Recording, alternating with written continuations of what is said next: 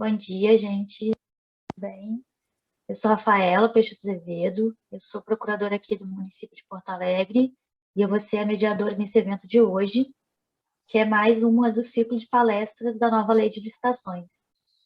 O evento ele é organizado pelo CEDIM, em parceria com a Escola Superior de Direito Municipal, e eu vou começar agradecendo ao Rafael Ramos, né, que é o organizador desse evento, que vem durante fazendo esse ciclo de palestras, que vem sendo tão bom e tão construtivo para todos nós. Então, Rafael, nosso primeiro muito obrigada.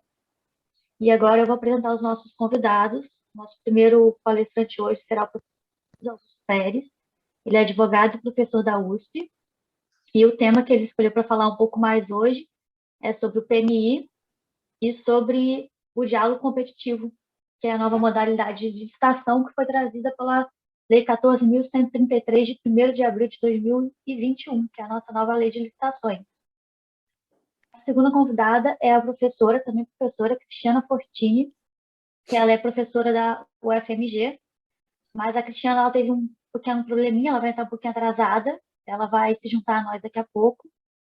E o tema dela é governança e prevenção à corrupção nas contratações. Eu já vou antecipar que quem tiver dúvida, quiser fazer alguma pergunta, que faça pelo chat, que elas vão ser respondidas ao final pelos professores, quem tiver alguma dúvida, quiser debater. Então, muito obrigada, professor, a gente fica muito feliz com a sua presença hoje.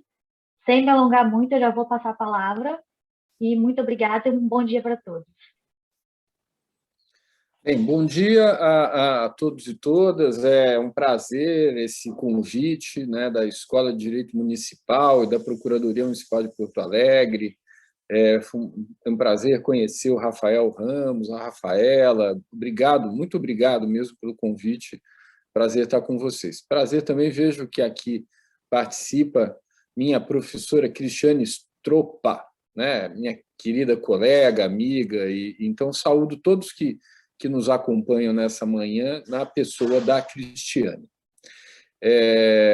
Bem, vamos falar um pouco nesses poucos minutos que temos, 30 minutos, deixa eu até cronometrar aqui para não passar muito do tempo. Vamos falar um pouco sobre a nova lei de licitações e contratações. Há muitos anos, a comunidade jurídica reclama, espera uma nova lei de licitações e contratos, algo que substituísse a velha e surrada Lei 8666. Tão surrada quanto bem-sucedida. A Lei 8666 ela encanta a muitos, como se fosse uma espécie de santo grau da pureza, e produz reações de ódio em outros, como se ela fosse a fonte de todos os males da administração pública.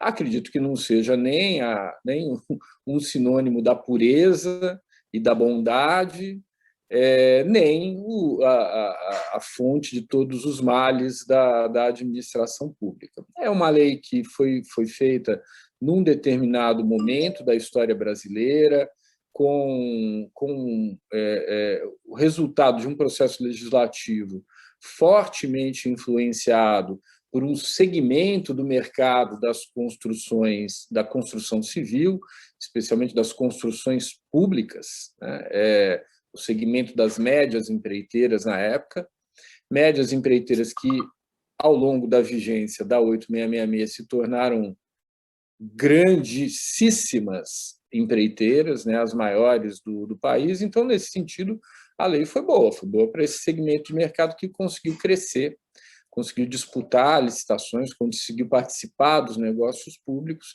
e conseguiu crescer. Ela foi boa também para muitos servidores que aprenderam a lidar naquele ambiente da 8666, e era um ambiente que, de certa maneira, protegia os gestores públicos, em alguma medida protegia, muita polêmica sobre determinadas atitudes tomadas pelos gestores à luz da Lei 8666, mas é uma lei confortável para o gestor público. Era uma lei que tentava reduzir a discricionariedade nos processos de contratação pública. Ela chegou a criar o que me parece completamente absurdo, mas ao longo do tempo, alterações legislativas conseguiram criar um critério matemático para se aferir à inexequibilidade de uma proposta, que é uma coisa completamente sem sentido, né? Se você pensar com algum distanciamento, quer dizer, há um critério objetivo, matemático, tudo isso para quê? Para facilitar a vida dos gestores.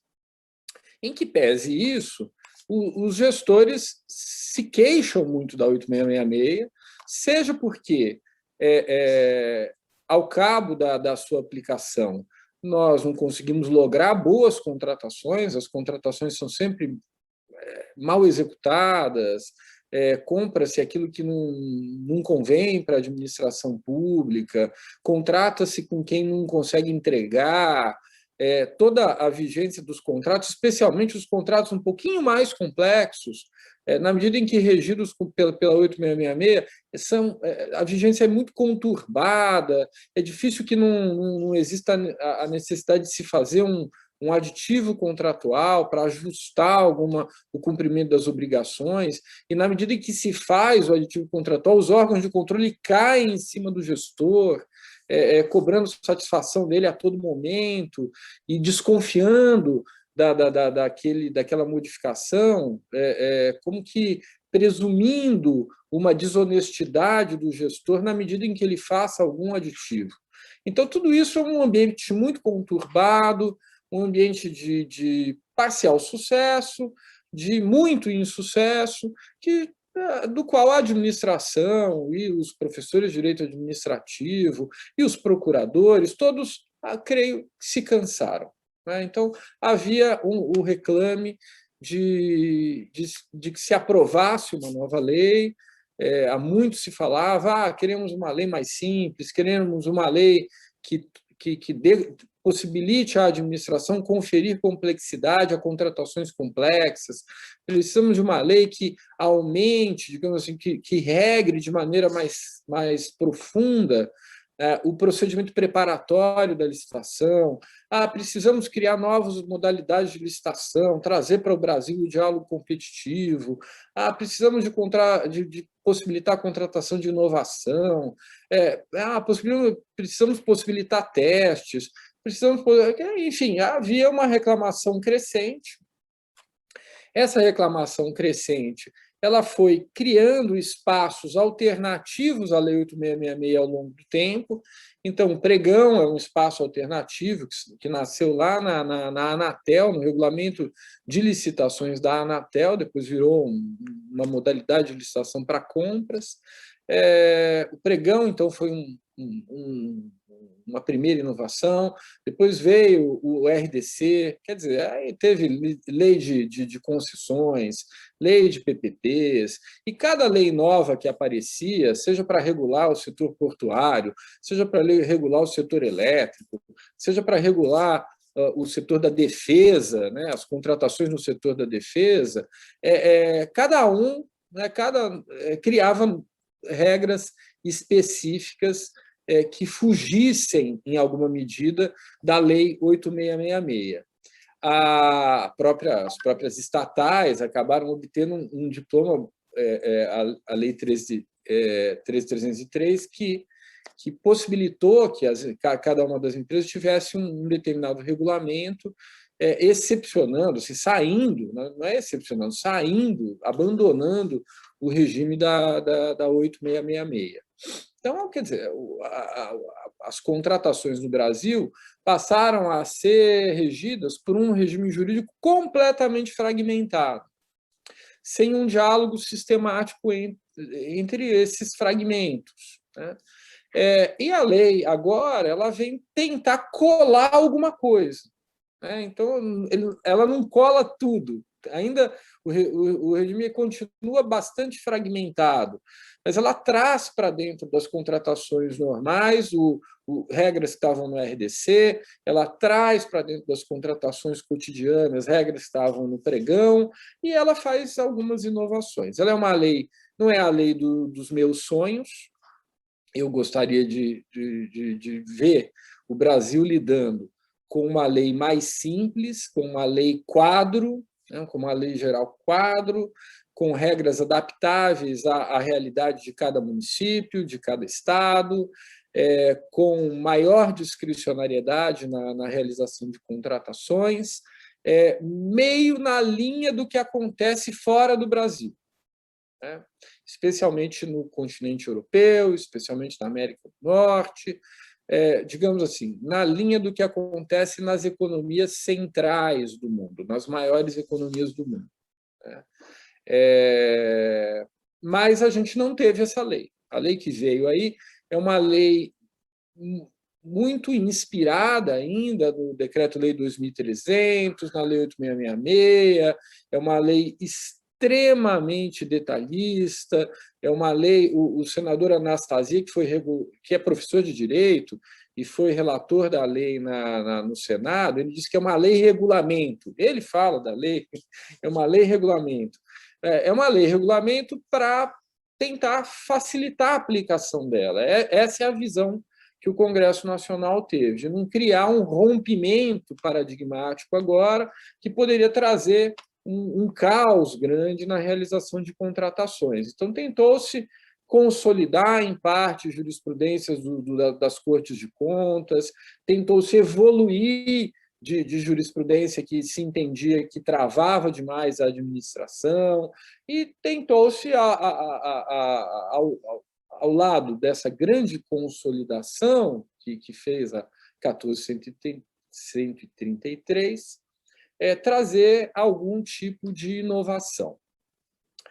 Eu vou falar daqui para frente de duas inovações que me parecem extremamente importantes e que eu gostaria muito, mas muito, que elas fossem exercitadas pela administração pública, que a administração pública prestasse atenção, tentasse aplicar a lei nesses dois aspectos novos e que a gente olhasse para essa experiência no sentido de aperfeiçoar esses institutos no futuro. Uma delas é o PMI, que não é lá tão grande novidade. A novidade da lei é a extensão do PMI, né? E a outra é o diálogo competitivo. Então, passo a tocar esses dois temas no tempo que me resta. Primeiro, o PMI. PMI, procedimento de manifestação de interesse. Como que isso surgiu no Brasil? Lá, na Lei de Concessões, no artigo 21 da Lei de Concessões, autorizava o particular a apresentar estudos para a administração pública. E a apresentação desses estudos sobre projetos relacionados a concessões, no caso, concessão comum, hoje conhecida como concessão comum, aquela regulada pela 8987, isso não impediria que o particular participasse depois da licitação, caso a administração aceitasse aqueles estudos e formulasse um edital, um contrato e colocasse em licitação. Isso foi uma grande novidade no direito brasileiro, porque até então a Lei 8666 ela proibia àquele que entregasse estudos para a administração, ainda que contratado pela administração para isso, que participasse depois da licitação. Havia uma desconfiança de que aquele que faz um projeto, estuda economicamente uma determinada contratação de antemão, ele se colocaria num patamar assimétrico em relação aos outros eventuais competidores, e isso quebraria a isonomia do certame licitatório. Bem, o artigo 21 da Lei das Concessões, lá de 89, vem 8987 de 95, vem no sentido oposto, de dizer, não, olha, eu preciso estimular o mercado a fazer bons projetos para a administração pública. Concessões são contratos complexos, a administração tem muitas vezes dificuldade de contratar bons consultores, demora para fazer esses estudos, o Brasil tem necessidade de investir na sua infraestrutura, as concessões são um meio do Brasil investir na melhoria da sua infraestrutura com a participação privada, e os particulares são capazes de realizar bons projetos para a administração pública. Então, esse estímulo, a ideia de estimular o mercado a realizar bons projetos, suplantou, digamos assim, na ponderação com o princípio da isonomia, né, o desenvolvimento econômico, nos termos da 8987, foi mais importante, né? Então, desenvolvimento econômico em detrimento, em alguma medida, da isonomia, passou a possibilitar que os particulares oferecessem projeto para a administração pública. Isso realmente foi, num determinado momento, representou um boom de projetos na administração pública no Brasil todo. Há uma entidade, acho que se chama Radar PPP, alguma coisa assim, começou a acompanhar esses projetos depois da lei de PPPs, e houve momentos em que o Brasil tinha rodando simultaneamente lá mais de 200 PMIs em torno de projetos municipais, projetos estaduais e projetos da União, né? Isso não... Disso tudo, o que virou efetivamente projetos sendo executados? Não muita coisa, não muita coisa. Uma estatística feita por alguns pesquisadores, por esse portal mesmo, chega a dizer que 15%, no máximo 20% dessas oportunidades de PMI acabaram virando estudos aceitos pela administração. E um percentual ainda menor acabou sendo licitado e contratado. Está certo que tudo isso...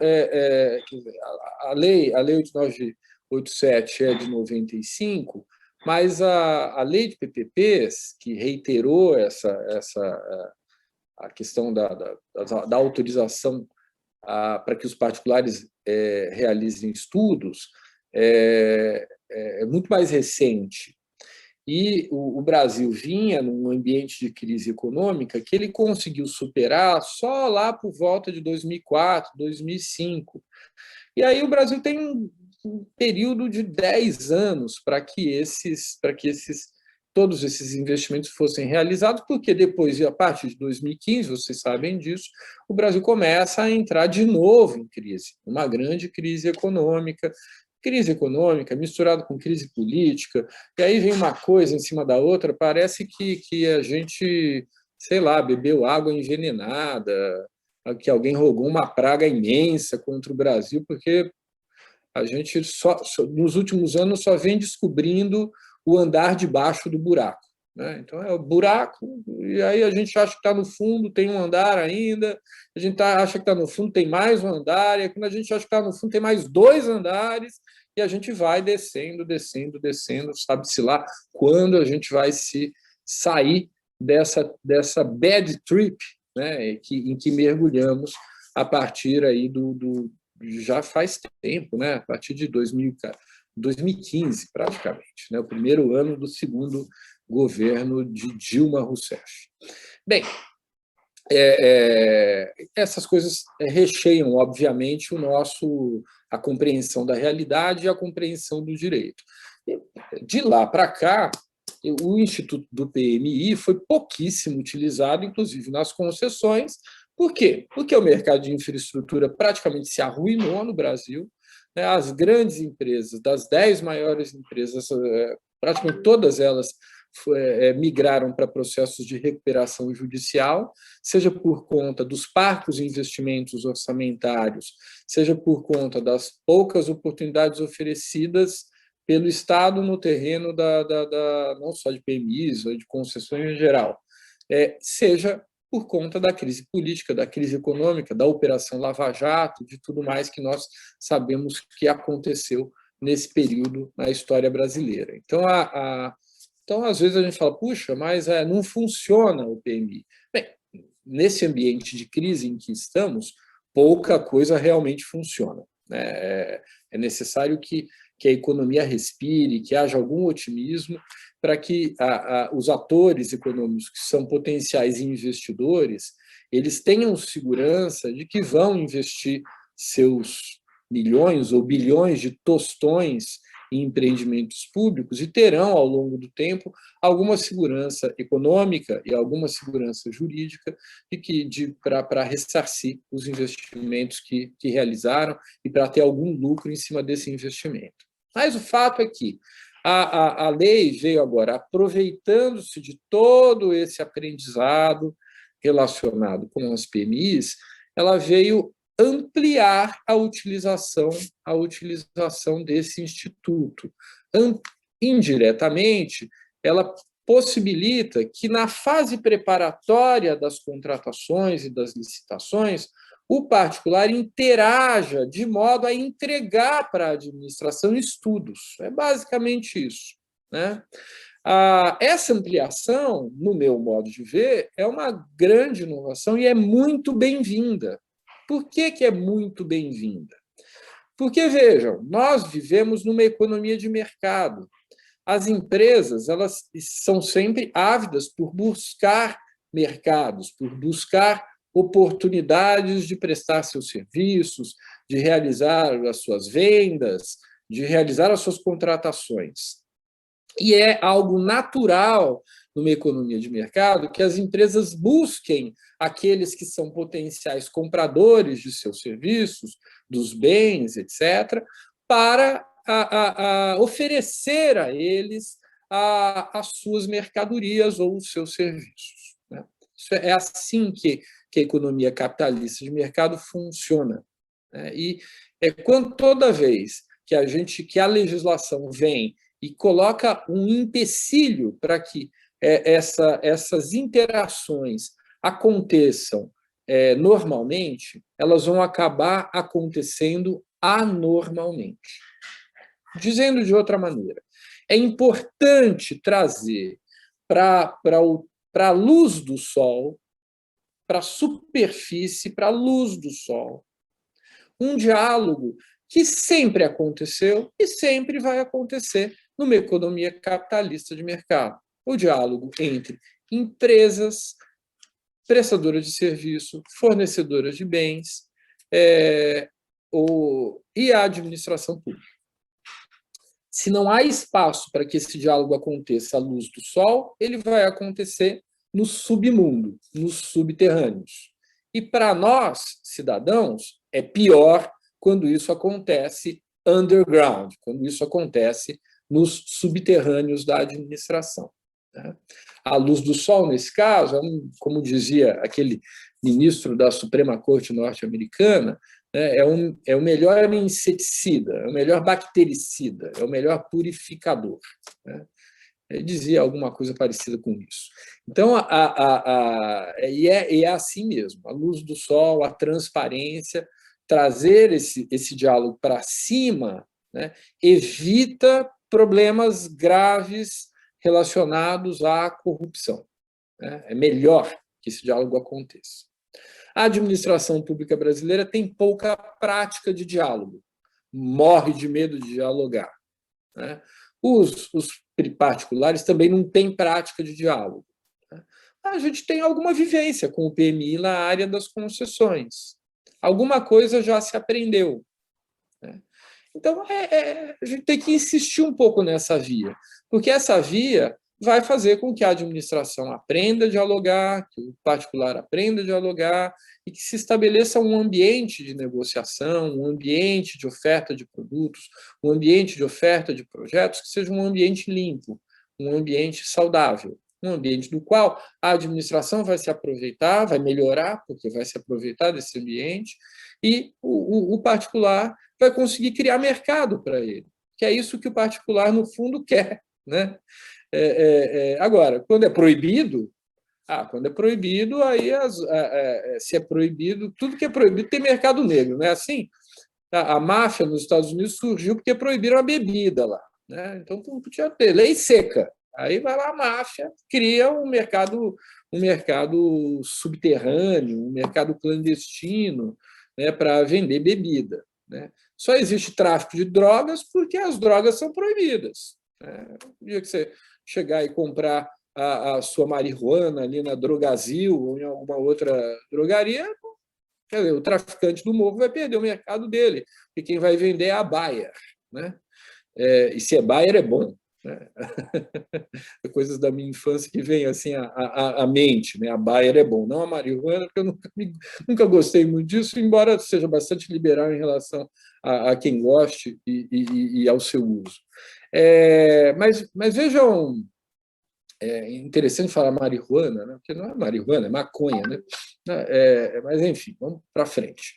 Sair da maconha. Vamos abandonar a maconha para ir adiante na nossa manhã hoje.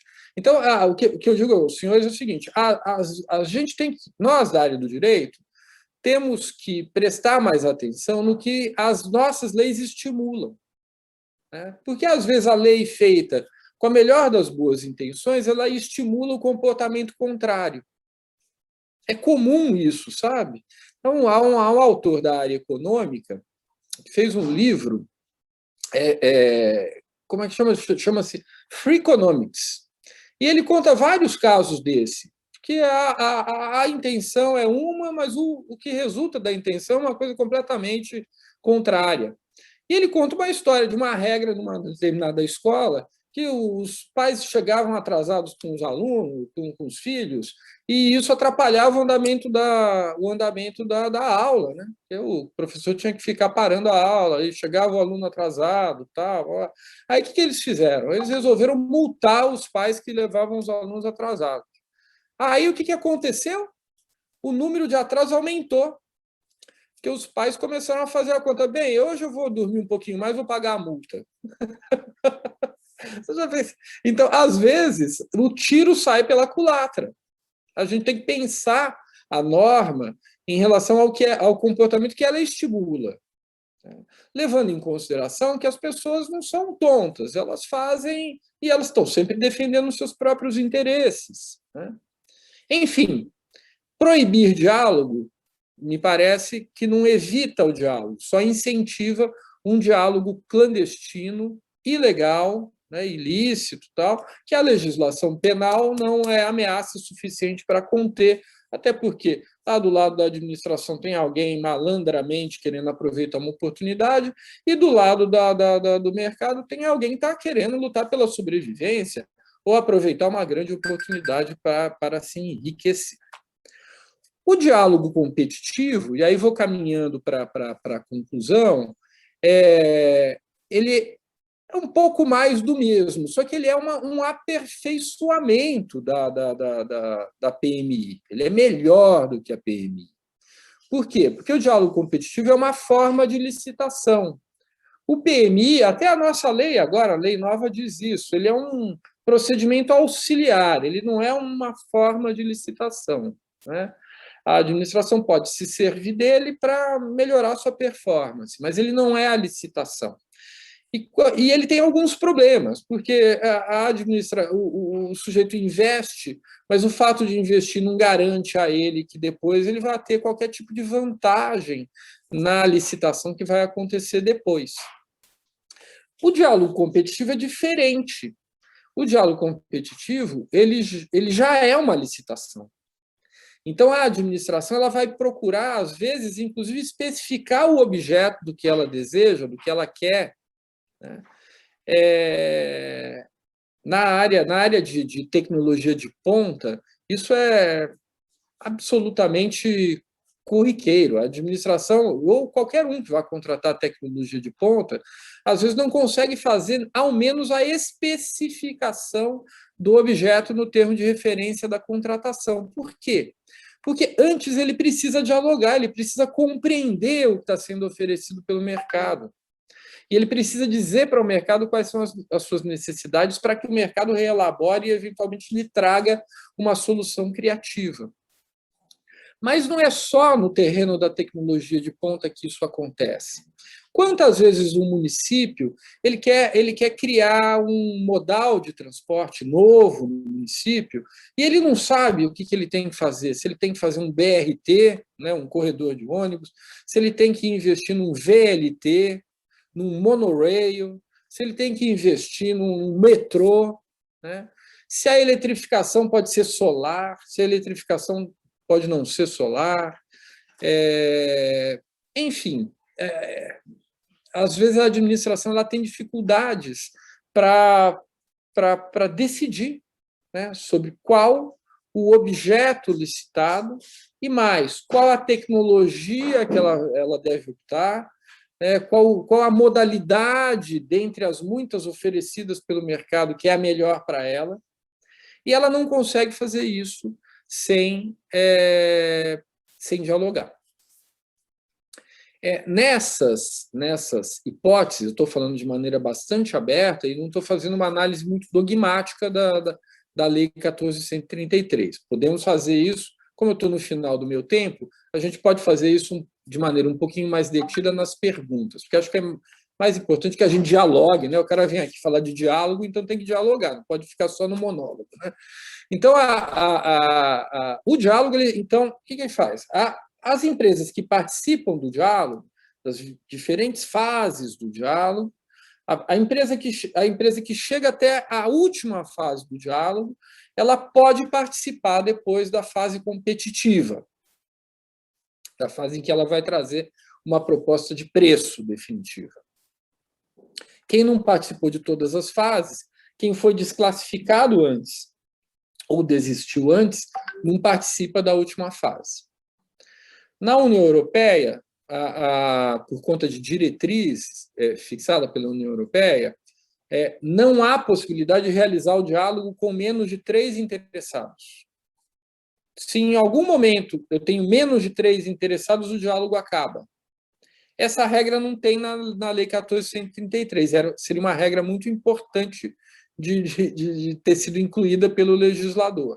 Mas ela pode ser incluída em regulamento. E aí eu concluo essa minha breve exposição, que espero ter instigado a curiosidade de vocês a respeito tanto do PMI novo quanto do diálogo competitivo, que mais do que isso não deu para fazer, e encerro dizendo o seguinte, que tanto o PMI quanto o diálogo competitivo serão regulamentados. Serão regulamentados tanto pela União, quanto pelos estados, quanto pelos municípios. O quanto de regulamento, quanto de competência regulamentar vai sobrar para os estados e municípios em função de um regulamento eventualmente editado pela União, eu não sei dizer para vocês. Essa é uma polêmica bem grande, né? Em lei geral, os regulamentos eles também são regulamentos gerais, quer dizer, em lei nacional, os regulamentos também são regulamentos nacionais. Nós temos exemplos no Brasil de que sim e exemplos no Brasil de que não.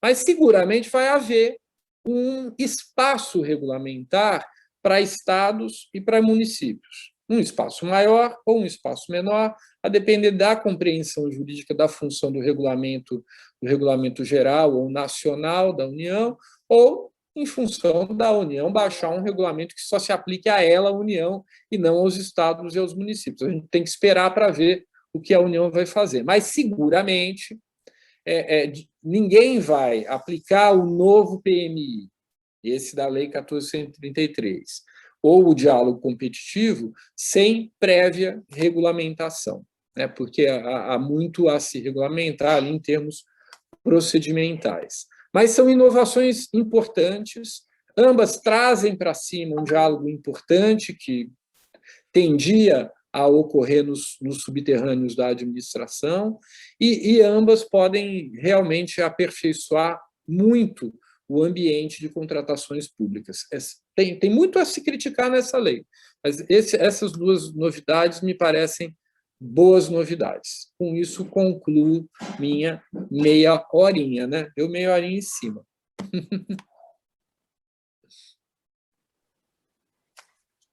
Foi muito bom, professor Marcos.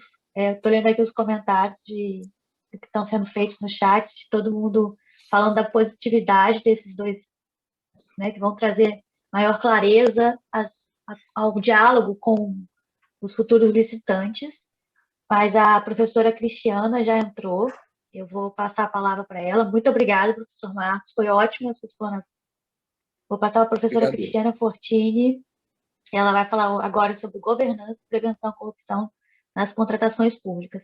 Professora Cristiana, muito obrigada pela presença e a palavra já está com a senhora. Agora sim. Bom dia a todos e todas vocês. Eu, antes de agradecer, quero pedir desculpas ao Marcos, porque eu não pude me antecipar para poder te ouvir, Marcos. Sabe que você é advogado, você entende perfeitamente que tem dias que as coisas simplesmente azedam de uma maneira total aqui. Eu estou tentando conseguir uma homologação de um acordo entre o poder público e uma determinada empresa, e isso está assim, há uma semana o troço está se enrolando aqui. Então, desculpa, viu, Marcos? Queria ter te ouvido, ainda mais eu que tenho um pezinho na Itália, adoro as histórias, a influência do direito europeu aqui no Brasil, e ouvir sobre diálogo competitivo teria sido ótimo. E o Marcos é meu chefe, gente, que a gente faz parte agora de um grupo aí, ele é meu comandante, então eu ainda por cima descumpri um dever hierárquico aqui de liturgia com ele. Mas quero agradecer à Procuradoria-Geral de Porto Alegre pelo convite.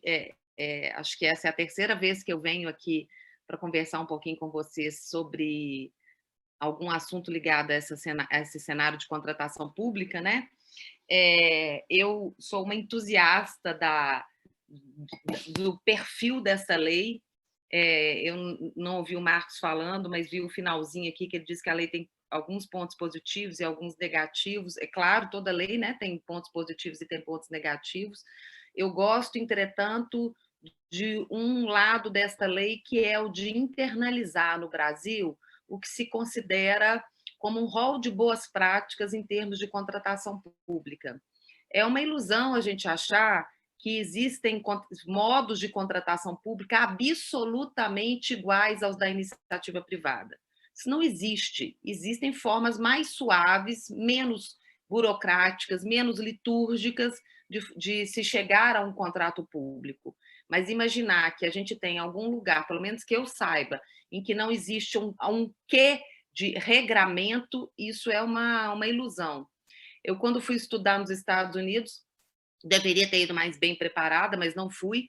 Cheguei lá para poder, então, conhecer a regra federal de contratação pública e estudar combate à corrupção na contratação pública, e me deparei com um diploma que, se a gente imprimisse, eu sempre digo isso, se imprimir, aquilo vira uma arma na mão de quem carrega, porque de tão pesado, tão detalhado e tão robusto que é o Regramento Federal de Contratação Pública nos Estados Unidos. Sendo que, obviamente, pelo modelo de Estado que lá temos, há uma pluralidade de normas de contratação pública, porque os estados editam as suas próprias normas.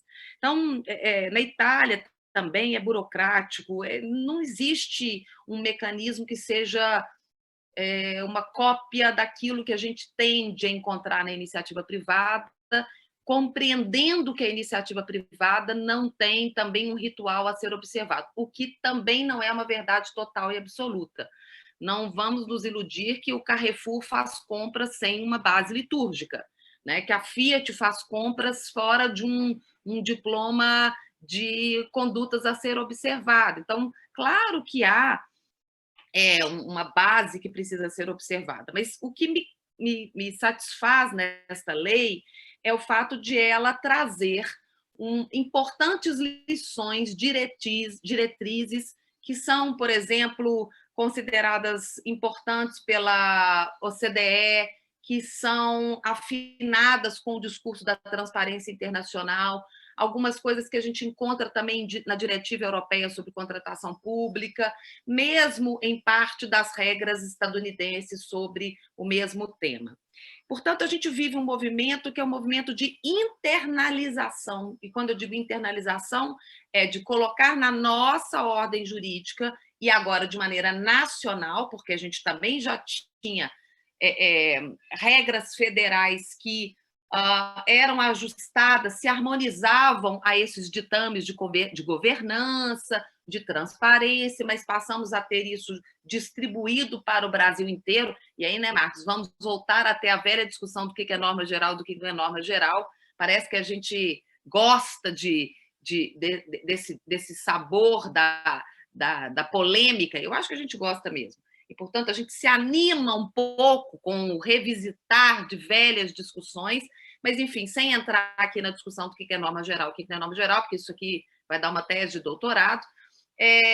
há uma preocupação em, de fato, ao internalizar essas boas práticas, fazer com que elas venham a ser observadas por todos os entes da federação, de maneira, então, igualitária, e, claro, afetando também a administração indireta, exceção às empresas estatais, que têm seu diploma legal e só vão se utilizar dessa lei de maneira subsidiária. E mesmo as estatais já trazem, a lei das estatais já traz no seu corpo parte dessa preocupação. A gente vê que a lei das estatais tem um capítulo dedicado à governança exatamente na mesma toada do que se sinaliza ser algo salutar para a proteção e salvaguarda do interesse público.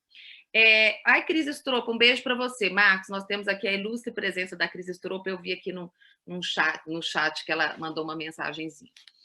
Muito bem. E o que são essas boas práticas que estão sendo internalizadas de maneira nacional? A OCDE diz que é super importante no cenário de contratação pública a gente considerar a ideia de governança. A ideia de governança implica num conjunto de processos, de fluxos, de ritos, que tem por finalidade fazer com que o interesse público, que impulsionou a administração pública a publicar o ato convocatório, a convocar as pessoas para que elas pudessem se comparecer ali, de fato, ao final, leve a um contrato que atenda àquela demanda, que é a demanda inicial, que projetou todo esse movimento corporal, muscular da administração pública. Então, quando eu penso em governança, para além da ideia de regularidade, de observância das regras, eu tenho também que pensar que as outras ciências que influenciam essa formação do ciclo da contratação pública estão presentes. Nós do direito, e aqui eu não sei se a gente está falando só para colegas, mas também não tem o menor problema, somos seres muito autocentrados.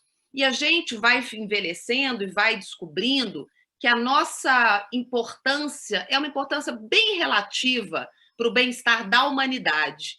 Porque um contrato ele só vai, de fato, ser um contrato que atenda aos interesses da administração pública com a participação de outros atores que são muito mais importantes, decisivos do que os personagens do direito. Então, se você está fazendo uma parceria público-privada, a participação da visão econômica é fundamental para toda a estratégia de montagem do perfil econômico-financeiro, duração do prazo do contrato. Se estamos falando também, por exemplo, ficamos no contrato de PPP, toda a parte da funcionalidade, então, se estamos falando de saúde, tem toda uma gama de dados técnicos que precisa ser trazida. E o que o personagem jurídico faz? Ele trabalha para melhor distribuir toda essa informação que lhe foi entregue de forma a que as cláusulas contratuais sejam cláusulas claras, de forma que se possa atrair a iniciativa privada para aquele edital, porque não adianta o silêncio do mercado é o casamento frustrado, é a noiva que fica ou o noivo que fica esperando na igreja. Portanto, a ideia de governança, ela é para além do direito. A ideia de governança passa por uma ciência da administração também. E o que a gente tem como ideias ligadas à governança na contratação pública espelhadas nesta Lei 14.133? Vejam que boa governança passa, em primeiro lugar, pelo envolvimento da alta administração. É interessante que a gente, depois de ter feito uma lei anticorrupção, que não impele, né, não coloca isso de maneira compulsória, a criação dos programas de integridade, mas convida a formatação e a implementação de programas de integridade. E que, ao ser regulamentada no decreto federal, espelhando o que se fala de maneira internacional, diz que um programa de integridade tem como um dos seus pilares o envolvimento da alta administração, a gente tenha transportado esta mesma ideia para a lei de licitações e contratos. No seguinte sentido, não adianta só lá a empresa que participa de licitações e que é contratada ao final pela administração pública ter programas de integridade, porque deseja ou porque é compelida a fazê-lo. E não adianta ela ter programas de integridade em que a presença da alta administração ali dá o tom da entidade. É preciso que isso também seja reproduzido na iniciativa, na administração pública. Então, a OCDE já preconizava isso. A alta administração, ela é importante, ela é indicativa, é ela quem estabelece o modus operandi interno de qualquer entidade, inclusive da administração pública.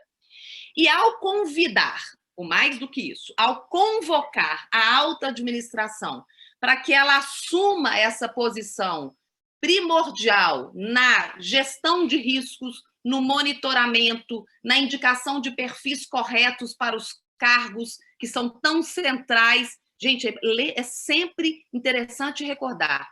Licitação e contratação pública, você pode até não gostar, o problema é só seu se você não gostar. Porque não há um só movimento estatal que não dependa em alguma medida de contratação pública.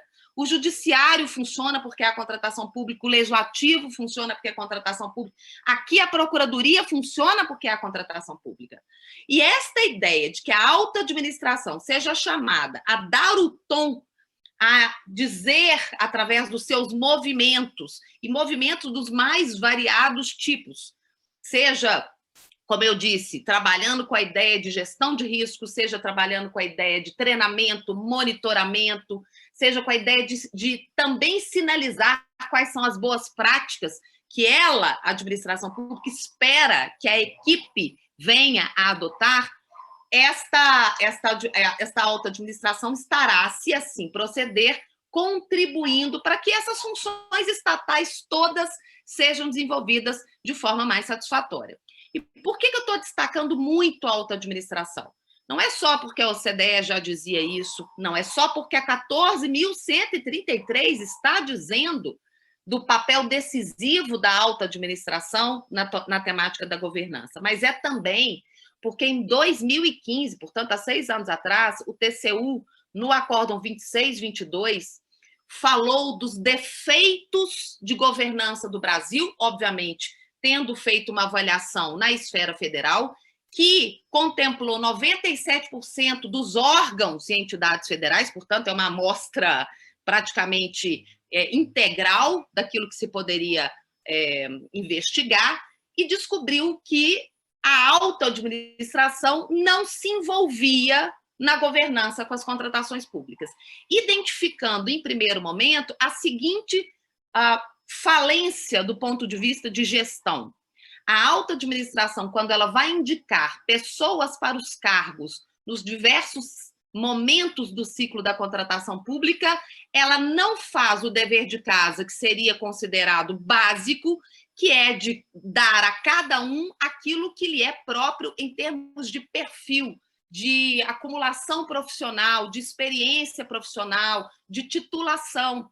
Então, meus amores, depois não adianta ir atrás da LINDB e dizer assim, olha, as dificuldades, obstáculos, circunstâncias devem ser consideradas a favor do gestor. A LINDB é super importante e, de fato, o primado da vida tem que ser considerado, mas o gestor tem que saber que, a partir do momento que ele indica para um cargo comissionado um sujeito que nunca ouviu falar em contratação pública, depois ele não me venha querer se socorrer de LINDB. Então, quando o TCU diz o problema da alta administração começa quando ela escolhe de maneira inadequada esses personagens que vão atuar no cenário da contratação pública, ela já rompe totalmente a ideia de governança.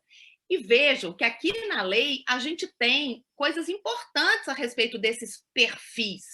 Eu até tenho uma visão hoje crítica sobre, vou explicar para vocês por quê, sobre um detalhe que me parece não ser exatamente sintonizado com tudo que essa lei traz em termos de experiência internacional. Então, vejam, lá no artigo 7º da lei, quando se fala do perfil, né, dos requisitos para as pessoas trabalharem com contratação pública, nós não estamos falando do 8º, que é o que fala de agente de contratação, nós estamos falando do 7º. O 7º diz, são requisitos para se trabalhar na área de contratação pública. E ele diz assim, estar num cargo que seja próprio deste segmento da administração, ou ter capacitação, ou ter uma capacitação por escolas de governo, ou ter já uma experiência que lhe permite estar ali. Esta é uma exigência para todo mundo que trabalha com contratação pública. Portanto, não sei se você está na fase interna, na fase externa, na fiscalização e gestão de contratos, essa é uma exigência. Lá no artigo 8º, se está a falar do agente de contratação, que, pelo que está dito no artigo 8º, ele é um personagem que aparece na fase externa.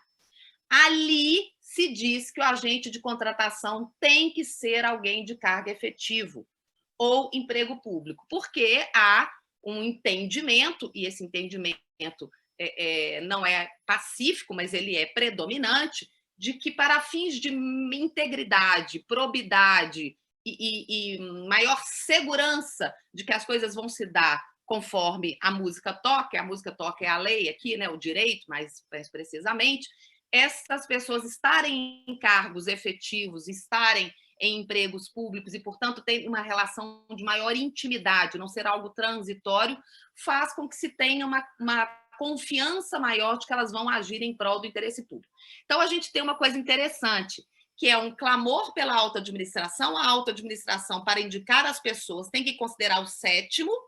Então, o 7º diz, o perfil não é qualquer um que pode meter a mão nessa coisa chamada contratação pública. E não é mesmo. Não precisava estar na lei. Não é. Isso aqui não é coisa para amador. Isso aqui é o coração. Sem um coração não tem nada. O Estado acabou. Não tem educação, não tem saneamento. Acabou, gente. Contratação pública é central. Me desculpem, mas é verdade, né? Eu adoro tombamento, ótimo. O tombamento é muito bom. Até para o tombamento é capaz de você ter que ter contratação pública, eventualmente. Então, aqui é o coração, é músculo, pulsa por você, vai chegar e vai oxigenar e vai alimentar os dedinhos do pé até o fio de cabelo.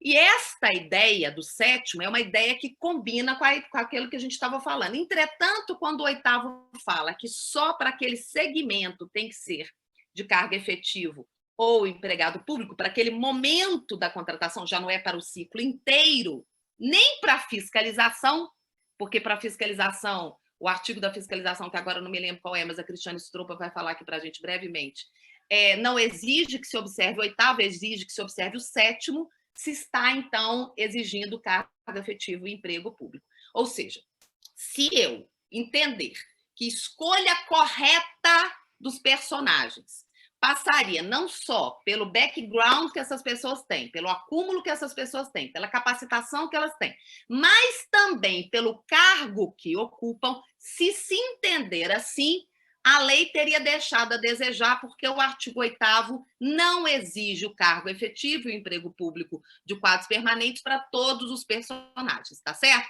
E não exige nem para a fiscalização. E vocês vão se lembrar que a gente tinha um entendimento já consolidado de que fiscalização de contratos na administração pública exigiria que o personagem por ela responsável tivesse esse vínculo mais próximo, que é o do cargo efetivo ou do emprego de quadros permanentes. Então, aqui fica uma dúvida minha se não há digamos, um descuido, tendo em vista o que se costuma preconizar a respeito de preocupação com regularidade na contratação. Pois bem, para além desta ideia de chamar a alta administração na chincha, né, dizer, olha, meu amor, o babado aqui não vai ser só para o pregoeiro lá embaixo, não. A depender de tudo que você fez ou do que você não fez, o pregoeiro responde, mas você também. Eu acho isso sensacional e esta é uma ideia que se está internacionalizando. Outra coisa importante é pensar na questão da gestão de riscos. Gestão de risco não é cola e copia. Cada um tem o risco para chamar de seu. Então, numa autarquia dedicada a uma atividade finalística X, ela tem um risco. Num município que costuma fazer dispensas de licitação em maior volume, porque a realidade numérica dos seus valores se encaixa nos limites de dispensa por valor, o risco é outro. Em outro dado, em outro momento, ou em outro local em que exista um risco maior de corrupção, porque o dado geográfico é muito importante para se fazer um diagnóstico de qual é o volume de riscos, há que se ter um cuidado adicional. Gestão de risco não é a mesma do município de Porto Alegre, de Belo Horizonte, da União, do Distrito Federal e da UFMG. Cada um tem a dor e a delícia própria. E esta é uma obrigação da alta administração, fazer um diagnóstico de quais são os riscos maiores dentro desse ciclo enorme que envolve o planejamento até o fim da execução contratual. Não é mais confortável, se é que foi algum dia confortável, ser apenas aquele que acompanha, a título de espectador, o movimento que seus subalternos fazem na contratação pública. Volto a dizer, a ideia da lei é colocar todo mundo junto, cada um com seu... Como é que chama aquilo que a gente fala? É guisado? Cada um com a sua... É guisado, Marcos? Que a gente fala assim, põe o... O guiso é o sininho, guisado, né? É comida, né? Guisado é comida. O guiso, exatamente. Guisado tá chegando a hora do almoço, vai ter que por isso, meu filho. Tô doidinho.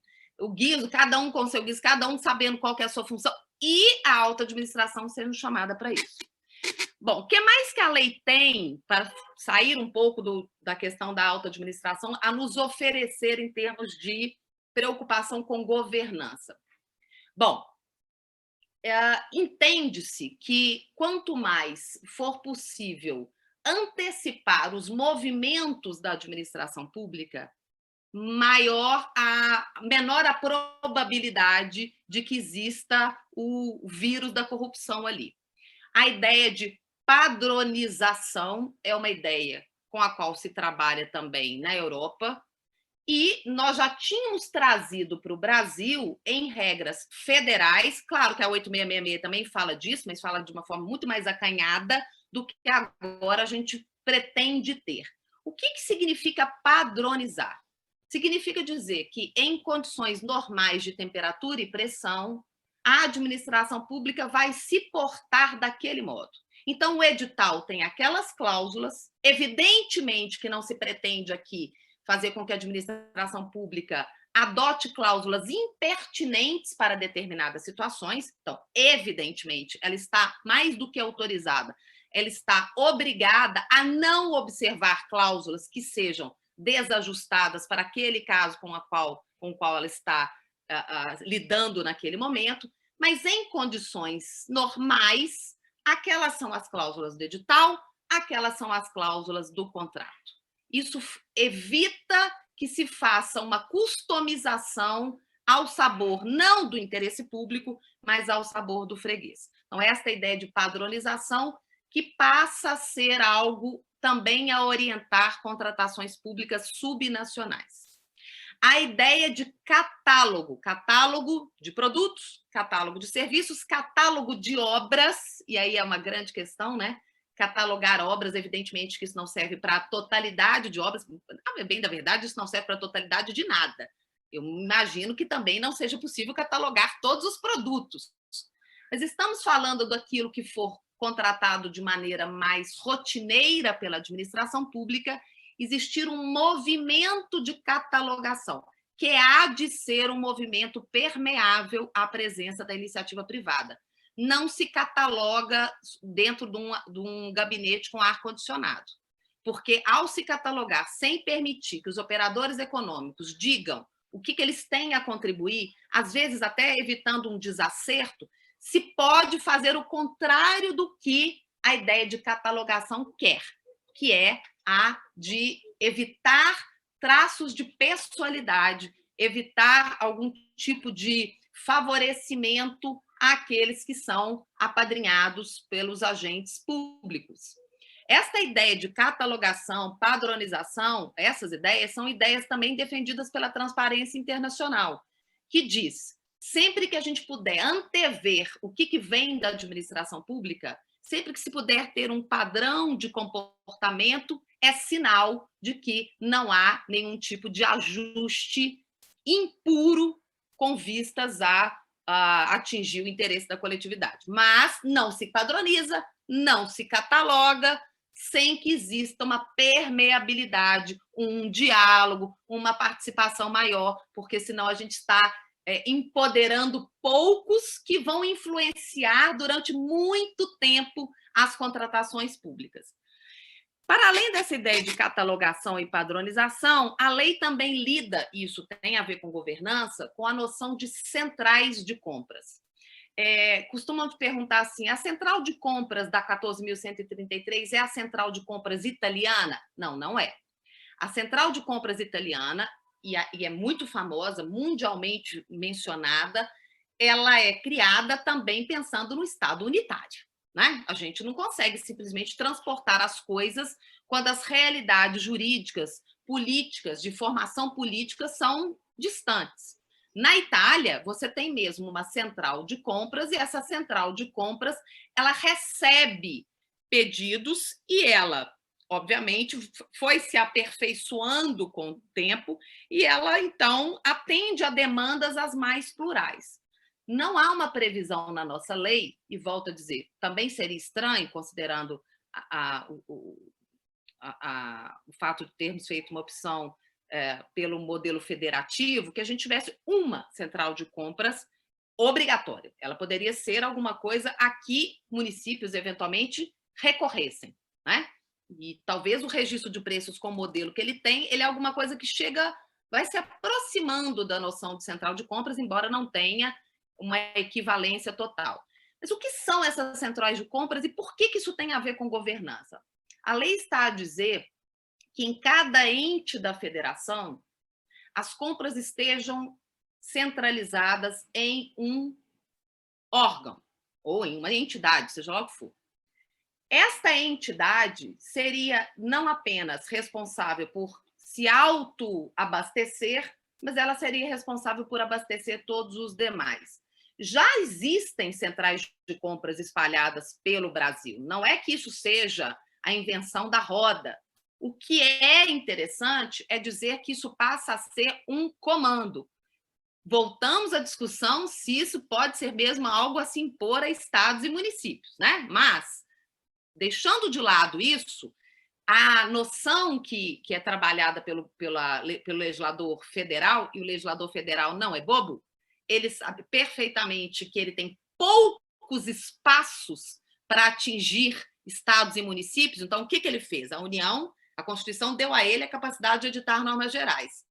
Ele chama tudo de normas gerais e vai descendo a régua para poder influenciar estados e municípios. E os estados e municípios que lutem para dizer que aquilo, eventualmente, ultrapassa o que se pode chamar de norma geral.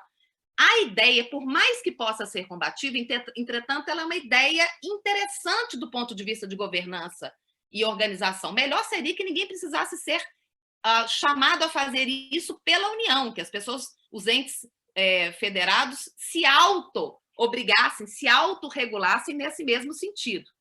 Ter uma central de compras implica em ter um grupo de pessoas que vão se aperfeiçoando, precisam de ser capacitados, a capacitação está aí presente na lei em vários momentos, o dever de capacitar servidores, o dever de profissionalizar servidores, e sendo esse pessoal envolvido naquelas contratações, os desacertos eles influenciam para melhores condutas no futuro, tem-se uma economia de escala, você tem um grupo que vai sendo o grupo que, obviamente, precisa ser controlado, porque quem tem poder precisa sempre ser controlado, não vamos nos iludir aqui, né? Que não possa haver corrupção só porque as pessoas são fodásticas no que fazem, não quer dizer que elas não sejam corruptas, mas, de qualquer forma, você vai tendo um aprendizado que fica ali concentrado e ganha-se em economia de escala. O convite que a lei faz para municípios se consorciarem, obviamente, é só um convite, ninguém vai ser obrigado a se consorciar, e eu sempre digo, consórcio tem um lado positivo e um lado absolutamente difícil, que é muito político junto, vocês já viram, né? É um casamento que pode não ser exatamente profícuo, mas, de toda forma, tem lá uma lembrança que o legislador faz, resgatando a 11.107, de que também se pode criar consórcio para esta finalidade de central de compras. Outra coisa interessante também nessa mesma toada, deixa eu pegar minha cola. Outra coisa interessante nessa mesma toada é a questão do processo eletrônico.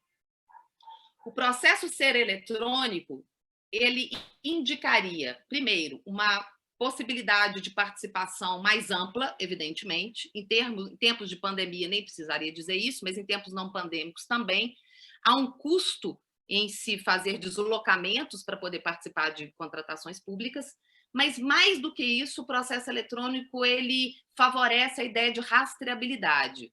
O Brasil ele pretende aderir ao GPA, né? O Brasil tem essa pretensão. O GPA é um mercado não global, porque nem todo mundo está no GPA, mas é um mercado, um acordo de contratações públicas em que estão personagens importantíssimos, talvez à exceção de um ou outro, os maiores atores econômicos, os países com mais robustez econômica, e o Brasil, por mais que a gente esteja, né, exatamente não no melhor momento da história, também é um personagem econômico muito importante. E para o Brasil ir ao GPA, para o Brasil conseguir entrar neste clube, ele precisa melhorar em algumas coisas. E um dos traços é exatamente a ideia do procedimento ser eletrônico para termos uma maior rastreabilidade. Isso também é um dado ligado à governança. Então, a noção de rastreabilidade, a noção de maior participação, tem por finalidade as duas coisas, fazer com que a gente tenha a entrega daquilo que se esperava para o interesse público. Logo, também é ajustado à ideia de governança. Acho que a vestimenta para a ordem cronológica também é importante para a questão da governança. A gente não pode se esquecer que ser contratado pela administração pública tem um lado absolutamente interessante, senão as empresas não gostariam de ser, mas comporta dissabores que não são encontrados quando você contrata com alguém do seu tamanho, igual a você. Isso me leva a pensar tanto nas cláusulas exorbitantes quanto na ordem cronológica. A questão da ordem cronológica. A gente tem, como eu disse, uma roupagem melhor, uma apresentação melhor da temática da ordem cronológica, até porque a própria Atricom já tinha feito um pleito nesse sentido, de melhor se explicitar o que hoje está no artigo 5º da Lei 8666, porque você se lembra, o artigo 5º da Lei 8666, que é o que fala de ordem cronológica, fala que a ordem pode ser desrespeitada apresentes razões de interesse público, alguma coisa nesse sentido. Gente, razões de interesse público é dizer muito e não dizer nada, né?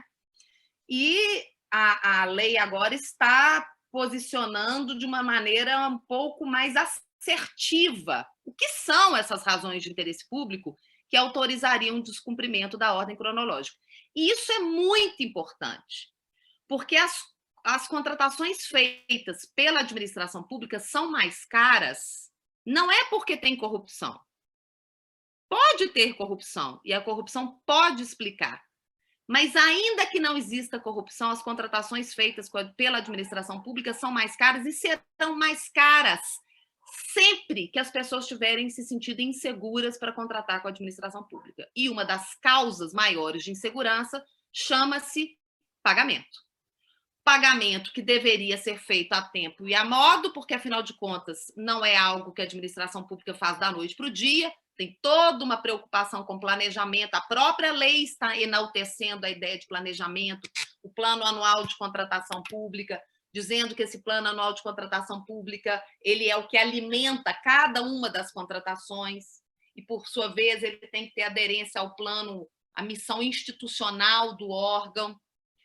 Então, quando a gente pensa que não se fez um pagamento na data aprazada, isso deveria ser a exceção da exceção, porque, afinal de contas, ninguém acorda e resolve licitar e publicar um ato convocatório.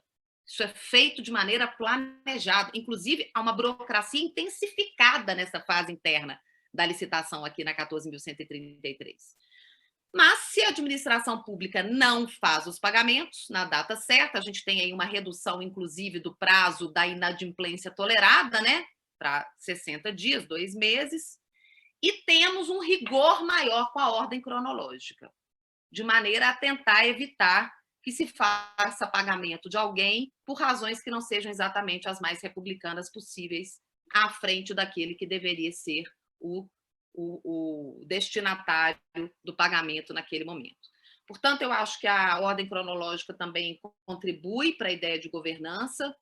Ideia de governança tem a ver com segurança, como eu disse, tem a ver com uma noção de que as partes estão ali envolvidas para que daquela união saia um produto que interesse a todas, ao contratado e à própria administração pública. Então, segurança, capacidade de negociação, e por isso que eu acho que a questão da ordem cronológica é um dado importante. E comentei das cláusulas exorbitantes, ou pelo menos de uma delas, que é a cláusula exorbitante da exorbitância, né? Que é essa de você ser obrigado a continuar a fazer aquilo, mesmo que a administração pública não tenha cumprido sua obrigação de fazer o pagamento a tempo e a modo. A lei não suprime isso, mas ela reduz esse prazo de tolerância para com o inadimplemento. Pode parecer pouco, mas é um avanço importante. Um mês a menos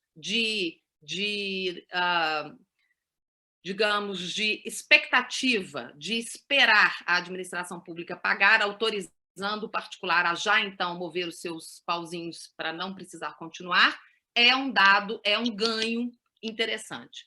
Talvez seja o ganho mais expressivo no que diz respeito a cláusulas exorbitantes, porque continuamos a ter rescisão provocada não por falha do particular, mas por ausência de interesse público, continuamos a ter as garantias dadas apenas em prol da administração pública e não em garantias em mão dupla. As garantias em mão dupla estão reservadas lá para os contratos especiais.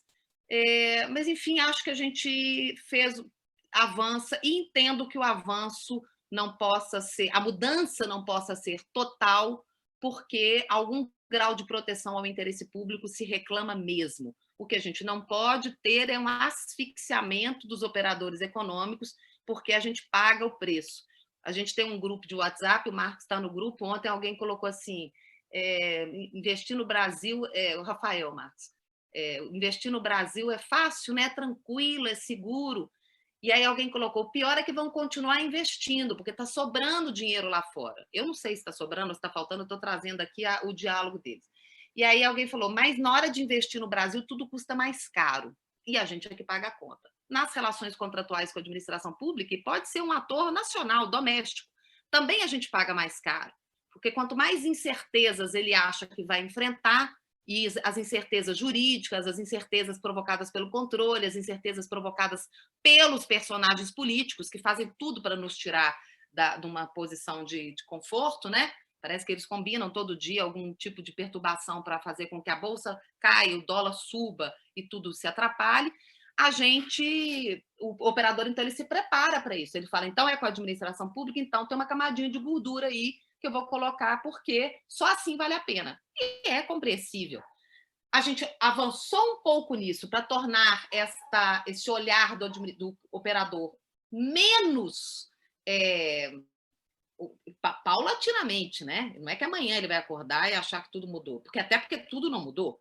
Menos refratário ou menos reativo à administração pública, mas, de toda forma, parece ter um movimento no sentido de compreender que a gente precisa mesmo, para o bem do interesse público, tratar este operador econômico, dar a ele uma previsibilidade maior, uma segurança maior, um conforto maior em vir participar das contratações públicas. E, finalmente, os programas de integridade.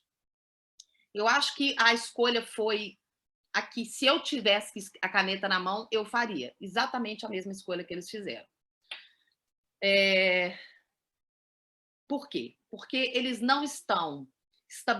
O legislador não estabeleceu como uma condição para participar de licitação ter programas de integridade, não estabeleceu como condição para ser contratado ter programas de integridade, mas escolheu contratos que, pelo valor envolvido, demandariam uma salvaguarda maior. Então, nós estamos falando de contratos de alto vulto para obras, serviços e produtos, que, por serem de alto vulto, aqui o olhar é quantitativo, não é o objeto, demandariam que as empresas implementassem programas de integridade depois, em até 6 meses. Claro, 6 meses podem não ser suficientes, essa crítica tem sido apresentada, e, claro, não adianta falar para a empresa ter programa de integridade se você não tiver condições de avaliar a efetividade desse programa de integridade. Não sejamos bobos aqui, né? Porque é muito fácil dizer que se tem programa de integridade, o difícil é que o programa de integridade efetivamente esteja enraizado, encarnado nas pessoas que pertencem àquela empresa. Logo, a lei fez bem em não determinar que todo mundo se ocupe de ter programa de integridade, tem um custo com isso que acaba sendo pago pela própria administração pública, ou seja, por nós. Então, ela escolheu o programa de integridade para este tipo de contrato, mas a gente vai precisar de aperfeiçoar algumas coisinhas adicionais, como isso. Vamos monitorar. Quem, cara pálida, vai monitorar lá no município de Catas Altas da Noruega? Porque Minas Gerais é chique. A gente tem Catas Altas da Noruega, não é uma Catas Altas qualquer. Quem monitorará o programa de integridade em Catas Altas da Noruega quando tem uma dificuldade de fiscalizar o contrato, basicamente? Então, nós precisamos de lembrar que as coisas não se resolvem apenas pela escrita da lei, né? A lei será aquilo que a gente fizer dela, em termos de doutrina, aplicação jurisprudencial e prática. Não adianta a lei falar que tem programa de integridade para esse grupo se não tiver depois uma atenção a isso. Exige também para casos em que as entidades, as empresas substancialmente, embora não só empresas, tenham se envolvido em atos catalogados como corrupção pela 12.846, para casos em que tenham se envolvido com fraude documental, então elas se mostrou ali um buraco que precisa ser merece uma atenção, e essa atenção se daria ou com a implementação ou com a melhoria do programa de integridade. Aqui também é uma exigência. Então, a depender da falha que se percebeu, esta empresa terá que apresentar um programa de integridade ou aperfeiçoar o seu. E, no mais, os programas de integridade são impulsionados. Há um convite a se fazer, porque é critério de desempate, causa atenuante na aplicação das sanções, mas se escolheu convidar e não coagir as empresas a fazer. Eu acho que isso é o mais interessante. A gente sabe que aqui ou acolá tem leis estaduais que exigem, na minha avaliação, essas leis agora... Bom, vamos voltar de novo, o que é norma geral, o que não é norma geral, mas eu entendo em princípio, que essas leis elas agora não se adequam mais, porque, afinal, a gente tem uma lei nacional que preconiza, que diz quando que se pode exigir programas de integridade. No mais, eu acho que já falei mais do que devia, eu vou finalizar com uma coisa que eu já mencionei aqui. A lei ela é um movimento político de fazer com que o Brasil se aproxime cada vez mais a boas práticas, que, entretanto, a lei não é sozinha capaz de assegurar. Não há lei capaz de assegurar boas práticas isoladamente. Então, não adianta a gente imaginar, porque tivemos uma lei anticorrupção, que as pessoas jurídicas privadas são menos corruptas, que se aumentou a pena de um crime hediondo, que as pessoas vão deixar por si só, por isso, de praticar crimes hediondos. Às vezes até o contrário. Às vezes elas vão praticar novos crimes para evitar que elas venham a ser pegas pelos crimes anteriores. Então, a lei, eu acho que ela tem bons compromissos, acho que ela fez boas escolhas, no geral. Já trouxe aqui uma coisa ou outra que acho que representam, no mínimo, uma dúvida. Vamos ver como é que nós vamos interpretar.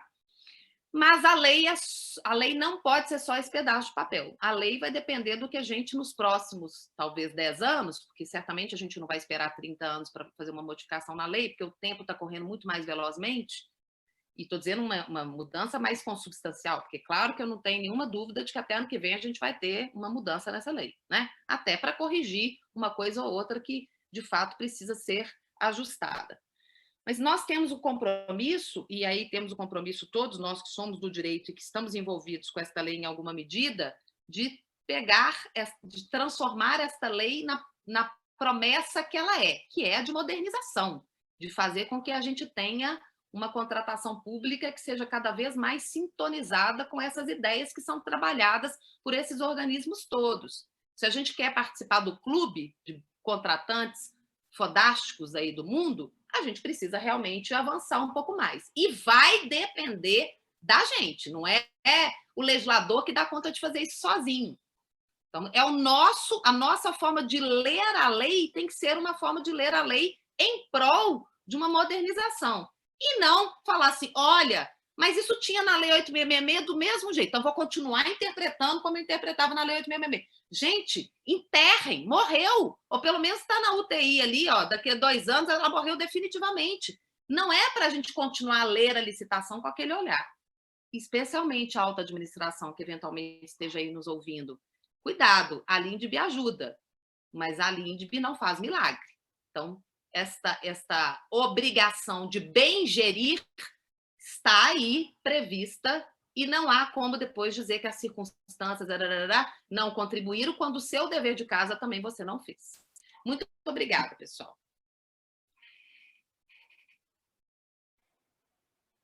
Cristiana, foi muito bom te ouvir hoje. Eu acho que você ter começado falando sobre o comprometimento da alta administração é importantíssimo para a gente saber que as escolhas da alta administração têm que ser bem feitas para uma boa contratação. Começa realmente do primeiro escalão e vai descendo, todos têm que estar comprometidos.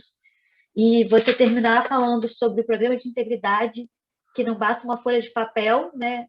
Eu não lembro do município, que você citou aí de Minas, o nome, mas realmente é difícil de ver a gente ver isso na prática. Cartas Altas da Noruega, como assim que você não conhece? Cartas Altas da Noruega, exatamente. Desculpa, ainda não tive o prazer de conhecer. Realmente a gente tem uma dificuldade de pensar em como isso vai ser visto na prática, né? Como vamos fiscalizar esses novos programas, mas eu também concordo que a lei tem um bom norte, né, sobre integridade. Foi comentado aqui também no chat, né, que para isso tudo não é uma mudança de cultura, né, uma mudança de cultura que será necessária. Eu, ouvindo os dois, eu fiquei com uma questão aqui que eu acho que me mistura um pouco das duas palestras, e eu queria ouvir o que vocês têm para falar sobre. A Cristiana falou muito sobre a padronização e a catalogação, desculpa, que vem sendo exigida pela lei, e você cita como crítica que ela não pode ser feita dentro do gabinete, né? A gente tem que ouvir o que o mercado tem para dizer sobre isso. E, ao mesmo tempo, o professor Marcos falou sobre o PMI e o diálogo competitivo. E eu queria ouvir os dois, o que vocês acham que esses instrumentos podem ser interligados com uma construção de um catálogo, uma padronização onde os atores, de forma com as regras mais claras, possam contribuir para a administração. Então, eu vou deixar para os dois decidirem um pouco, mas foi uma dúvida que me surgiu aqui ouvindo os dois professores hoje. Cris, você, minha querida. Primeiro.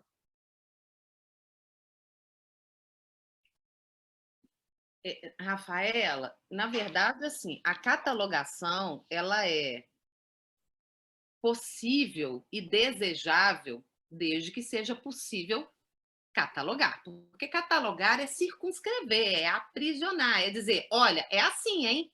Serve se for assim. Então, uma coisa é catalogar um copo, né? Uma coisa é catalogar uma caneta.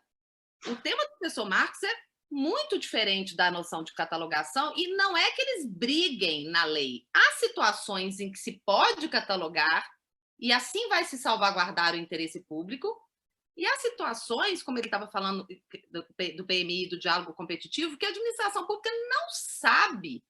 Ela está, de maneira eu não diria humilde, porque humilde para nós parece alguma coisa que às vezes é ruim. Ele está reconhecendo que o mercado pode ajudá-la no sentido de dar direções, porque o mercado tem expertise que ela não tem. Então, a catalogação não rima, não consigo ver nenhuma ligação com o PMI, diálogo competitivo, a não ser que depois disto se possa chegar eventualmente numa catalogação de alguma coisa, né? Mas o movimento talvez... eu acho que agora que eu entendi a sua pergunta. Você está querendo dizer o seguinte: a participação dos operadores econômicos para se chegar à catalogação da caneta do grampeador e a participação dos operadores... Agora eu entendi. Sim.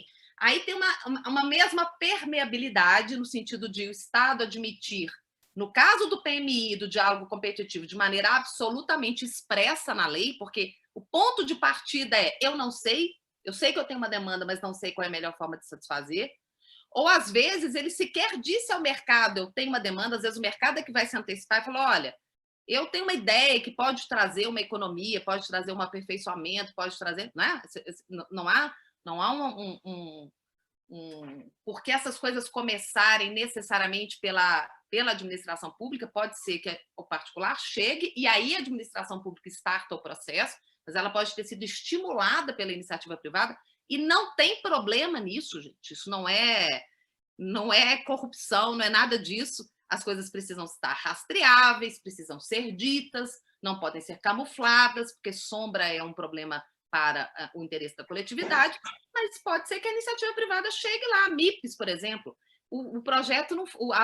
a lei não fala de MIP, né, Marcos? Você percebeu nisso? Ela fala de PMI. Mas não quer dizer que não possa ter o processo que venha da iniciativa privada para cá. Não vejo como ler esta lei como alguma coisa que é contrária ou atrasada ao que já se tem há anos no Brasil. Então, nesse sentido, a permeabilidade existe. Agora, no catálogo, Rafaela, não tem uma previsão na lei para se ouvir o mercado. E o que me preocupa é que se façam catalogações sem ouvir o mercado. Aí chega no final, você tem a catalogação de um produto que é péssimo. E agora ele está catalogado. Então, tem que abrir. Nós estamos querendo catalogar isso, tá certo, mercado? Quem tem algo a dizer? Né? De maneira pública, transparente. Estamos aqui escutando sugestões para catalogar o ar-condicionado, para catalogar o que for catalogável. Então, nesse sentido, você tem um menor regramento da participação privada em contraposição à PMI e ao diálogo competitivo, em que a lei fala de participação privada de maneira ostensiva. Não sei se era essa a sua pergunta. Eu concordo com a Cristiana. Acho que, assim, numa angular maior, a gente caminha para uma administração pública que tem processos decisórios mais complexos. A lei, ela vem nesse sentido, né? A gente já estava no movimento de algum tempo nesse sentido. A lei de processo administrativo não pegou muito bem, mas atualmente vem sendo arguida bastante, até nos tribunais. Há muitas questões em torno da lei de processo administrativo. Depois tem a LINDB, que já também aumenta, digamos assim, o dever de motivação. Mais recentemente tem a lei das agências, a lei de liberdade econômica, que são boas leis, apesar de terem sido editadas nesse governo nefasto, são boas leis, né? São leis que não são aplicadas, inclusive, pelo próprio governo. Numa determinada data, o presidente da República sanciona a lei das agências, no outro dia ele baixa um decreto dizendo que o relatório de impacto regulatório vai se estender para todos os atos normativos da administração federal. E, em janeiro, ele baixa 4 decretos aumentando a possibilidade de comprar armas sem fazer qualquer tipo de estudo de impacto regulatório. Então, eu falo, às vezes falo assim: esse cara é contra o governo, sou mesmo, mas eu provo que sou, né? Vamos juntos! Né? Mas vamos lá, o que eu acho assim, A lei de licitações e contratações novas, a lei nova de contratações e licitações, ela vem nessa balada. E o que ela dá hoje de ônus para o administrador, no sentido da necessidade de motivar concretamente, em função de impactos, em função de custo-benefício, cada uma das suas escolhas é muito maior do que a 8666 fazia. Vocês podem reclamar da lei nesse sentido, mas ela é boa. Ela é boa. Né? Ela é boa. Né? Se a gente vive num mundo complexo, se a economia é complexa, as decisões da administração pública não podem ser simples. Né? Tem sempre uma resposta simples para uma questão complexa. Simples e errada. Né? Simples e equivocada. Se a gente quer uma administração que conviva com a complexidade do mercado, da economia, da sociedade, e que realize interesse público nesse ambiente de uma economia global, de uma economia competitiva, nós precisamos de decisões que considerem toda a multiplicidade de fatores que existem hoje para ser considerados, né? De aquecimento global até o custo maior ou menor de uma determinada contratação. E acho que a lei ela vem nesse sentido, vem nessa linha. Ao lado de tornar mais complexo, a processualização ela traz também o ônus da abertura, que é o que a Cristiana abordou na resposta dela. É necessário dialogar mais. Se a questão é complexa, a administração dificilmente vai conseguir decidir sozinha, sem auscultar, sem ouvir, sem abrir seus ouvidos para a sociedade, para o mercado. Ela não vai conseguir comprar a vacina que tem que comprar, ou deixar de comprar a vacina que tem que deixar de comprar, se ela não se abrir. Né? Como é que o povo diz atualmente? Vai dar ruim. É isso que vai acontecer. E sobra para a gente, como a gente está vendo. Alguém tomou uma decisão há alguns meses atrás, 6, 7, 8 meses atrás, de não negociar com laboratórios porque tinha uma cláusula no contrato que ele não aceitava.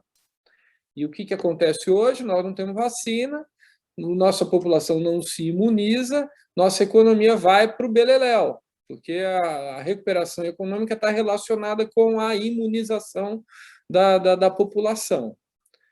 O governo teve toda uma política de tentar preservar a economia, e aí matou gente até com essa política de preservar a economia, e agora a gente está na seguinte situação. Morreu todo mundo que morreu, tem muita gente que ainda vai morrer, e a economia está indo para o saco porque não tem vacina.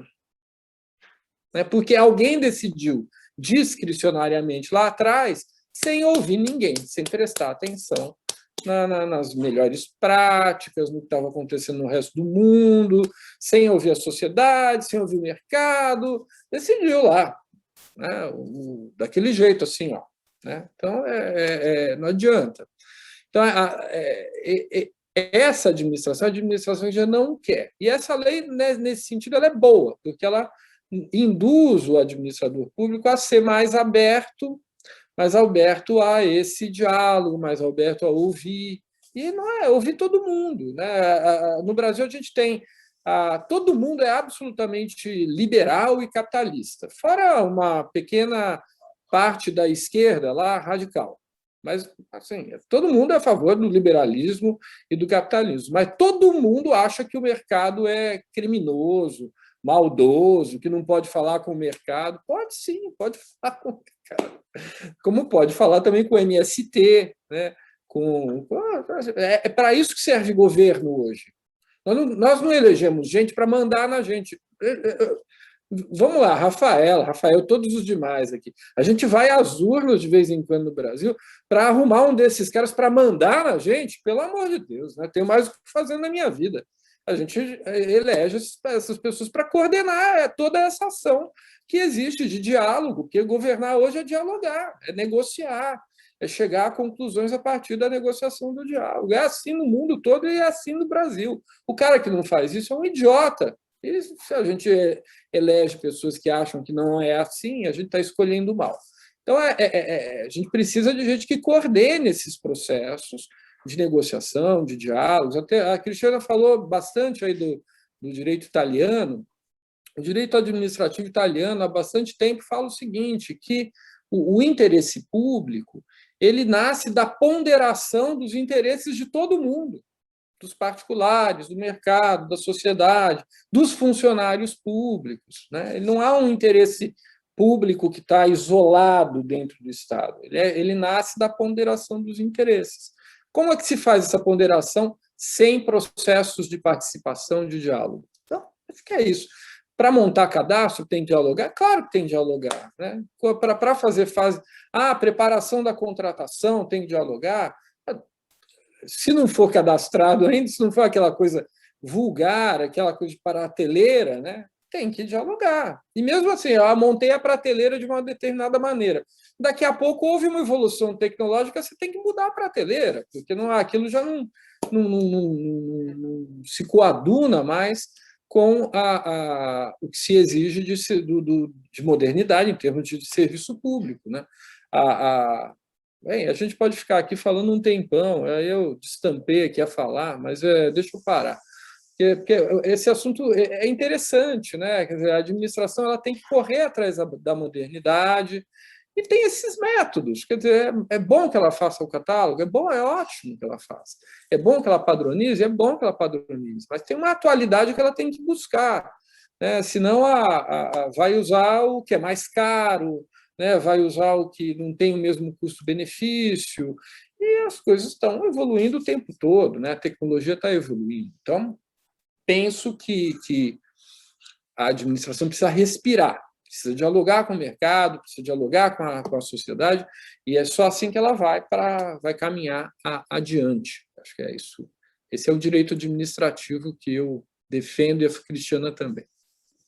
E, Marcos, uma coisa que você falou e que me lembrou, a LINDB, ela é, ao mesmo tempo, um mecanismo de estimular o agente público, né? Fazer com que o agente público se sinta mais confortável para agir, menos temeroso, uma certa reação a tudo que a gente viu a partir da Constituição em termos de intensificação do controle e um certo asfixiamento do gestor, mas, por outro lado, a LINDB também diz para o gestor, diga corretamente quais são os seus obstáculos, motive, explique, né? Então, não tem lugar por um administrador público que seja comedido, no sentido de explicar aquilo que o levou, que pavimentou o seu caminho. A LINDB também trabalha com essa ideia. Controle, justifique, juiz, justifique, administrador, justifique, motive de maneira a permitir que a gente tenha uma compreensão do que é que você fez. Porque não é que a ideia de deferência seja nova, é que a gente antes tinha uma noção de deferência que tinha a ver com a simples ocupação do cargo pelo personagem. Então, o sujeito é prefeito, era presidente da República, a mulher era governadora, e estar naquele cargo dava a ela, o olhar era esse, uma autonomia decisória que, obviamente, não se ajusta ao modelo de democracia participativa. A autonomia decisória dela precisa estar calcada em razões que a fizeram decidir assim. Então, a gente troca a deferência automática, oriunda da simples correlação entre sujeito e cargo, para uma deferência que é de densidade argumentativa, né? Então, me convença, eu preciso ser convencido por você por que você fez essas escolhas. Né? Assim, a LINDB dá a cada um sua função. Olha, não é a casa da mãe Joana, mas também não é para você amedrontar o administrador público a ponto de ele não conseguir dar um passo adiante. Muito equilíbrio. Motivação tem que ser, como é que diz a 9784? Explícita, então tem que estar declarada, clara, quer dizer, a gente tem que compreender, e coerente. Coerente com o quê? Coerente com os fatos, coerente com o direito, coerente com o processo administrativo que instrui a decisão, É isso. Então, uma decisão sobre o cadastro, ou uma decisão sobre abrir um diálogo competitivo, ou uma decisão se vai comprar a vacina da Pfizer, ou se vai comprar a vacina sei lá qual, ou não vai comprar, são decisões que precisam ser instruídas, né, e motivadas com essa objetividade, explicitude, essa clareza e essa coerência. Né? É isso que está na lei. É só aplicar o que está na lei, né?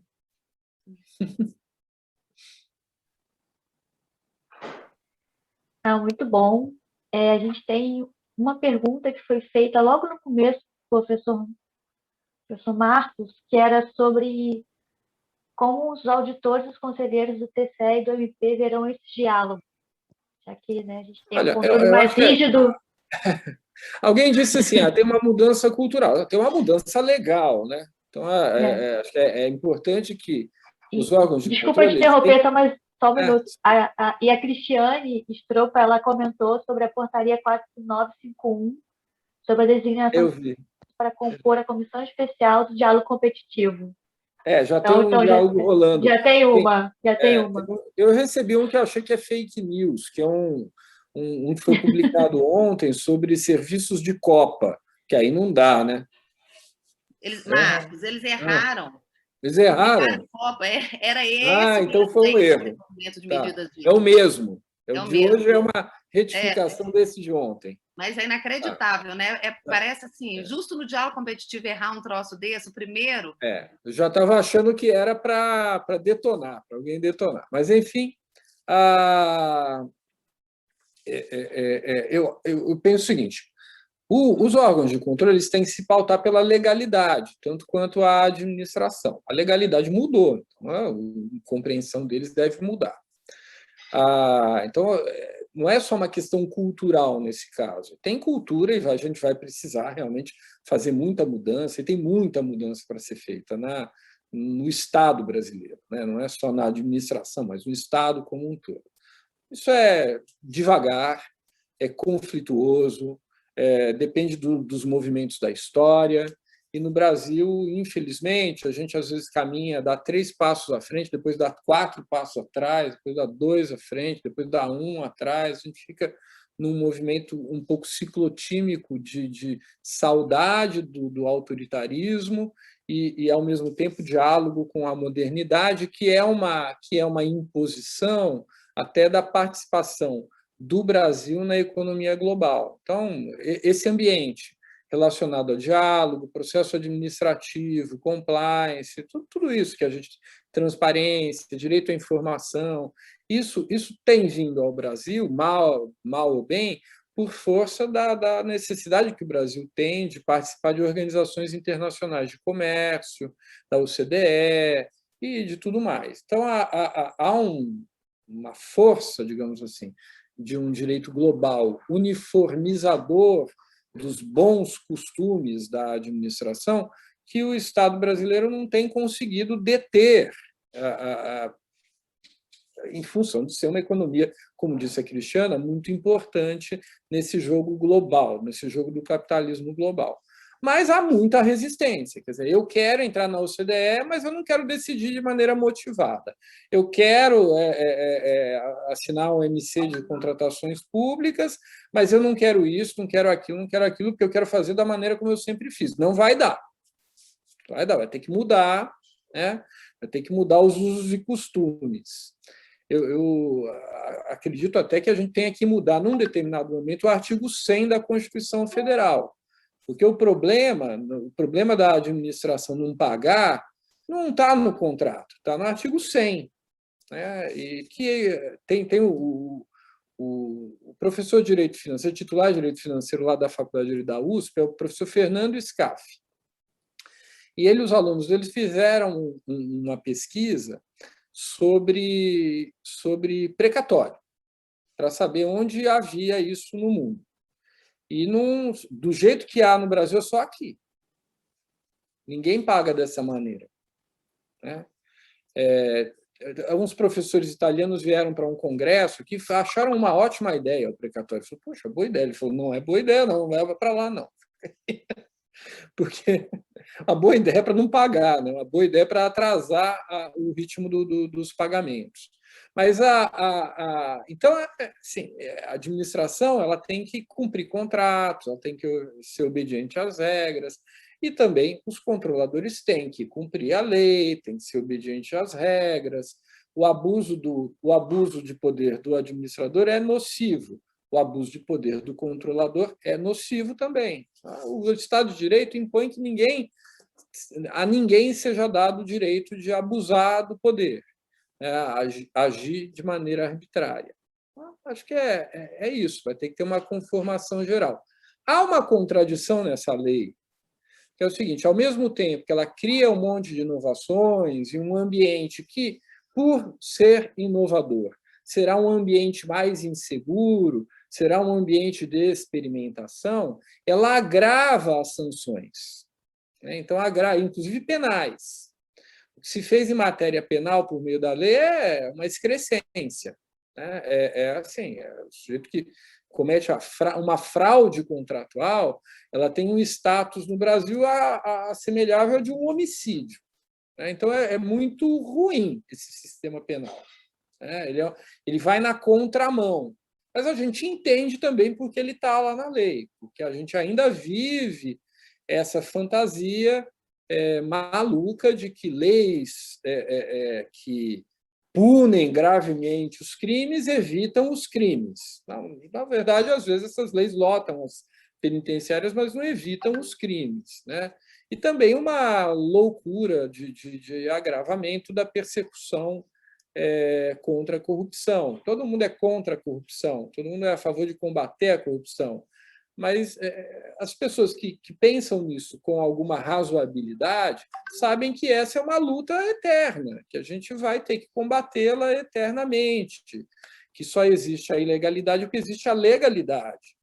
Então, a fraude à lei existe porque existe a lei. E o fraudador vai existir, sempre vai existir.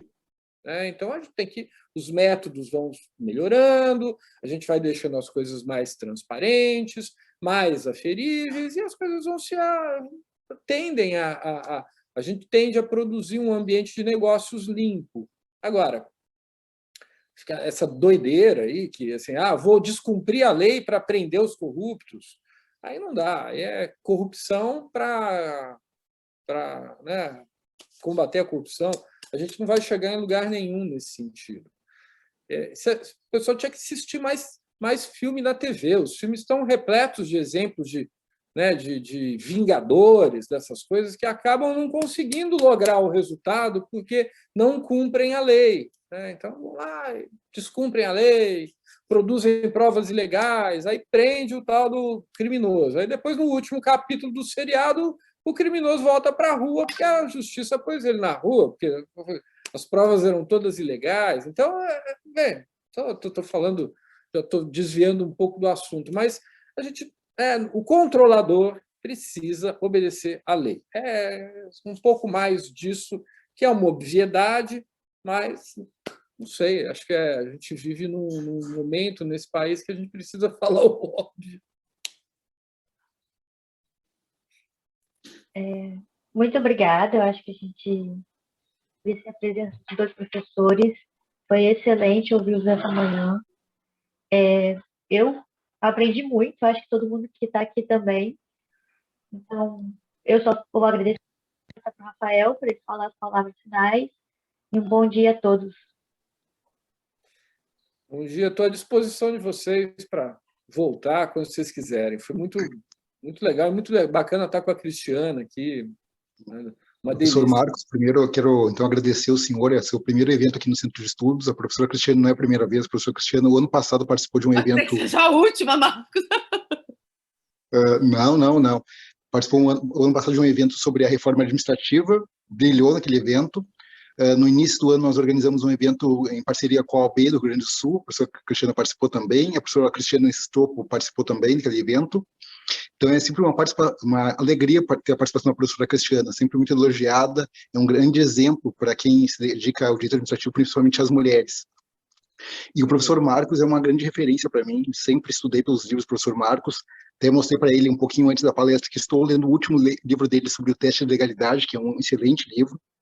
Então, é uma grande alegria poder contar aqui com 2 grandes nomes do direito administrativo brasileiro, um evento aqui nosso do Centro de Estudos, né? E as portas do Centro de Estudos estão abertas, sempre que precisar de qualquer coisa, nós estamos aqui à disposição e esperamos, dentro em breve, poder convidá-los mais uma vez para um próximo evento. Muito obrigado mesmo. Gente, tchau, obrigado, abraço. Tchau, obrigado. Cristiane, Tchau, abraço. gente, Cristiana. obrigada. Marcos, desculpa, viu, ter chegado Abraço, atrasada. querida. Não, obrigado. Prazer Tchau. estar contigo. Tchau. Tchau.